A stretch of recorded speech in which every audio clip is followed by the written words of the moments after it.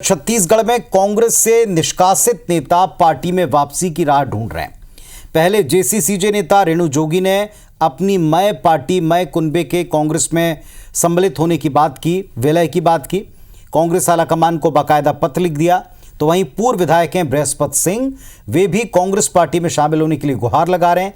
यहां तक कि पूर्व डिप्टी सीएम टीएस सिंहदेव से वो माफी मांगने के लिए भी तैयार हैं। कांग्रेस कहती है कि इस विषय के ऊपर एक कमेटी है, वही विचार करेगी। बीजेपी इस स्थिति पर तंज कस रही।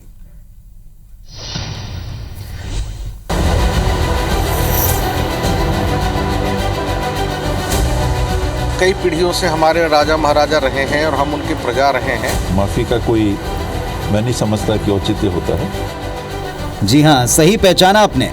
छत्तीसगढ़ के वही पूर्व कांग्रेस नेता बृहस्पति सिंह हैं, जो 2023 विधानसभा चुनाव में मिली करारी हार के बाद कांग्रेस प्रदेश प्रभारी कुमारी सैलजा पर बरसे थे। पूर्व डिप्टी सीएम टीएस सिंहदेव पर भी इन्होंने जमकर जुबानी तीर छोड़े थे। लेकिन ठीक एक साल बाद आज उनके सुर बदल गए हैं। वो न केवल टीएस बाबा को सरगुजा महाराज कहकर संबोधित कर रहे हैं और माफी मांग रहे हैं, बल्कि कांग्रेस में वापसी का दरवाजा भी खटखटा रहे हैं।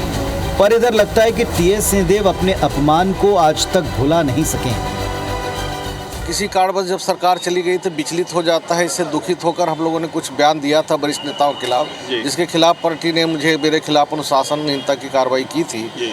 और मुझे भी एहसास हुआ कि हमसे गलती हुई, जिसे हम क्षमा याचना करते हुए कांग्रेस पे कार्यकर्ता थे, कांग्रेस के हैं और कांग्रेस के रहेंगे। जो उन्होंने कहा था वो पूरी तरह से अमर्यादित था, तथ्यहीन था, अत्यधिक गंभीर और बड़ा आरोप सा था।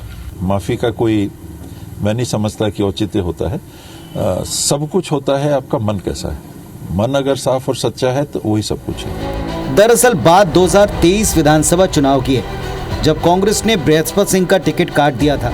रामानुजगंज से विधायक रहे बृहस्पति सिंह ने तब कांग्रेस प्रदेश प्रभारी कुमारी सैलजा और डिप्टी सीएम टीएस सिंहदेव को कांग्रेस की हार का जिम्मेदार बताया और जमकर आड़े हाथ लिया। कांग्रेस के हमारे नेताओं का घमंड सर चढ़ के बोल रहा था। ऐसा लग रहा था कि जिसको ये टिकट दे देंगे वही चुनाव जीत जाएगा। छत्तीसगढ़ का डिप्टी सीएम खुलेआम मंच से बोल रहा है कि मोदी जी बहुत अच्छा काम कर रहे हैं, फिर आपको कांग्रेस को क्यों वोट मिलेगा। दूसरी बात, आप ये कह रहे हैं कि कांग्रेस ने कहा कि हम छत्तीसगढ़ में सारे सेमिनार हुई और सारे नेताओं ने कहा कि छत्तीसगढ़ से जनता से किए गए वादा हमने पूरा कर दिया, और यहाँ का डिप्टी सीएम ये कहता है कि छत्तीसगढ़ से सिर्फ 12 वादे हमने पूरे किए हैं, बाकी वादे नहीं पूरे किए।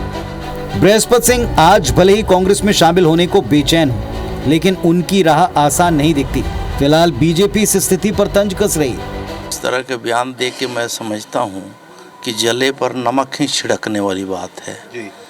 और इस प्रकार से उन्हें मैं समझता हूँ कि पूरे प्रदेश में और प्रदेश के साथ वो राष्ट्रीय स्तर के टीएस सिंहदेव जी हैं, तो उनकी जितनी थू होनी थी, जितनी बेइज्जती करनी थी, वो तो कर ही दिए। तो उस दिन को कैसे भूलेंगे, ये तो बाबा ही तय करेंगे।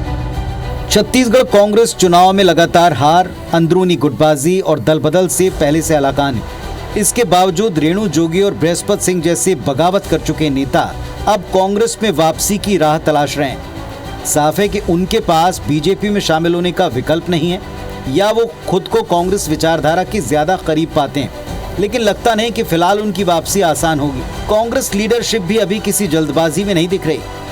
सौरभ सिंह परिहार, IBC 24, रायपुर।